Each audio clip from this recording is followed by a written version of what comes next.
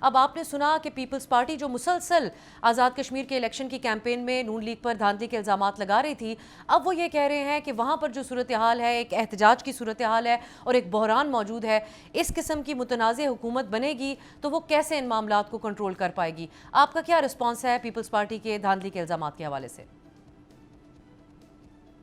جی، ہم یہ بھول جاتے ہیں کہ ایک کم از کم 9 مہینے سے آزاد جموں کشمیر میں پاکستان پیپلز پارٹی کی حکومت، اور ان ان کی جو تمام کوشش تھی مذاکرات کی وہ ناکام ہوئی ہے. تو وہ تو ناکامی کے بعد اب ہم پر ناکامی کے الزامات لگا رہے ہیں. آپ کو یہ ناظرین کو یاد کرا دوں کہ پچھلے سال نومبر میں اسی پیپلز پارٹی کی اے جے کے حکومت کے تحت بڑے سنجیدہ مذاکرات ہوئے تھے. اس میں وفاقی حکومت کے نمائندوں نے بھی شرکت کی تھی، لیکن پیپلز پارٹی کی حکومت جو ہے وہ آزاد کشمیر کے حالات کو درست کرنے میں مکمل طور پر ناکام ہوئی.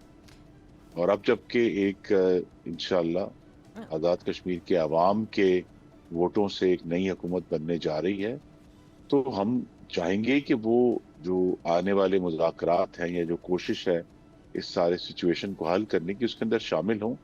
لیکن بہرحال ہمارا تو فرض ہے کہ ہم سارے ایشوز کو ریزالو کریں. اور دیکھیے، یہ ہمیں یہ بھی نہیں بھولنا چاہیے کہ ایشو ہے کیا اب رہ گیا. میں خرم صاحب 27 مہینے پہلے جی آخری 27 مہینے پہلے وفاقی حکومت نے جو ان کی بنیادی مطالبات تھے کہ انہیں 3 روپے یونٹ بجلی اور جو آٹا ہے وہ سستا فراہم کیا جائے. اب 27 مہینے سے آزاد کشمیر میں 3 روپے یونٹ کی بجلی، باقی پورا ملک جو ہے وہ 40 سے 60 روپے ادا کر رہا ہے. ان کو بجلی بھی سستی مہیا ہے، ان کو آٹا بھی سستا مہیا ہے. اب ان کی جو ڈیمانڈ تھی 12 سیٹیں ختم کرنے کی، مسلم لیگ نون نے اس کو مکمل طور پہ مسترد کیا ہے، اور ہم نے اس کے اوپر الیکشن لڑا ہے کہ ہاں یہ 12 سیٹیں حصہ رہیں گی. اور عوام نے اس کو پذیرائی دی ہے اس ایجنڈے کو. میں تو اب ہمیں پذیرائی کا ایک اندازہ تو میں معذرت آپ کی بات کاٹ رہی ہوں، جب بڑی ٹرانسپیرنٹلی جو اطلاعات پہنچ پائیں خرم صاحب، تو آپ بھی جانتے ہیں کہ عوام کی کیا سوچ پائی جاتی ہے، اس کا اندازہ ہو سکتا ہے. آپ سمجھتے ہیں، کیونکہ آپ نے کہا کہ پہلے پیپلز پارٹی کے تحت جو مذاکرات کی کوشش تھی وہ ناکام رہی، تو آج پرائم منسٹر شہباز شریف صاحب دوبارہ کیوں کہہ رہے ہیں کہ جو بات کرنا چاہتے ہیں ان سے ہم بات کرنے کو تیار ہیں؟ تو پھر کریک ڈاؤن جو کیا گیا وہ کس قسم کی دوہری پالیسی رہی؟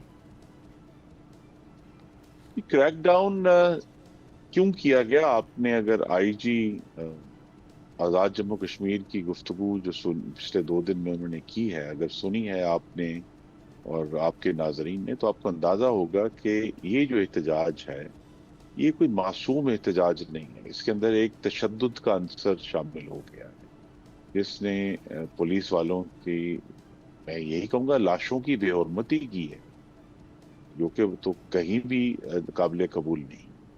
تو لہذا جب اس قسم کے حالات پیدا ہوں، اور جس میں اب ہم سب کو سوچنا ہے کہ ایک ایسا جتھا جو سیاسی جماعت بن کر اپنے ایجنڈے پر عوام کے پاس جانے کے لیے تیار نہیں ہے اور مستقل طور پہ پریشر گروپ بننا چاہتا ہے، ان کا مقصد ہی، اس کا مطلب ہے کہ وہ امن و امان کو تباہ کرنا چاہتے ہیں اور پاکستان کو ایک چیلنج دینا چاہتے ہیں، جس کا نتیجہ ہم دیکھ بھی رہے ہیں، جو آپ نے بین الاقوامی میڈیا کا ذکر کیا. تو اب یہ الیکشنز جو ہیں اس کا بہترین جواب یہی ہے کہ انشاءاللہ اب جب آخری فیز بھی مکمل ہو جائے گی، ایک نئی حکومت بنے گی، تو حالات انشاءاللہ نارمل ہوں گے. بین تو پھر انہی الاقوامی لوگوں سے میڈیا بھی دوبارہ کور کرے گا. مذاکرات کیسے ہو سکتے ہیں جس کی آج پرائم منسٹر صاحب بات کریں؟ جی، مذاکرات اس بات پر ہو سکتے ہیں کہ وہ جو احتجاج کر رہے ہیں، اب جب کہ آزاد کشمیر کے عوام نے واضح فیصلہ کن طور پہ جواب دے دیا ہے. دیکھیے، ایک جتھا اس کا یہ دعویٰ کہ وہ پورے آزاد کشمیر کی نمائندگی کر رہا ہے، وہ الیکشن کے نتائج سے سراسر غلط ثابت ہو. وہ پورے آزاد کشمیر کی نمائندگی نہیں کر رہے.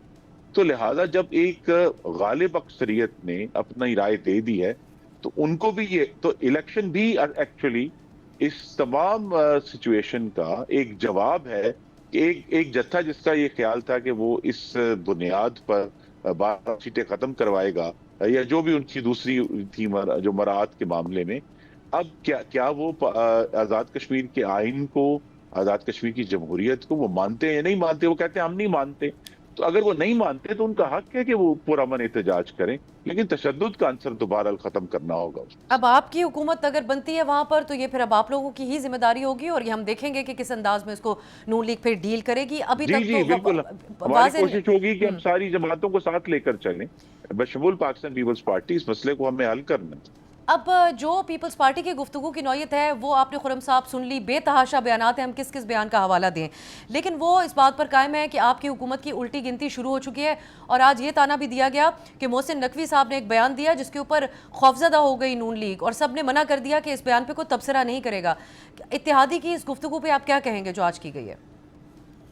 جی دیکھیے, اگر آپ کو یاد ہو کہ اس دفعہ جو ہے وہ فروری 2024 میں جب انتخابات ہوئے تو سندھ حکومت جو ہے وہ 27 فروری کو 2024 کو بن گئی تھی.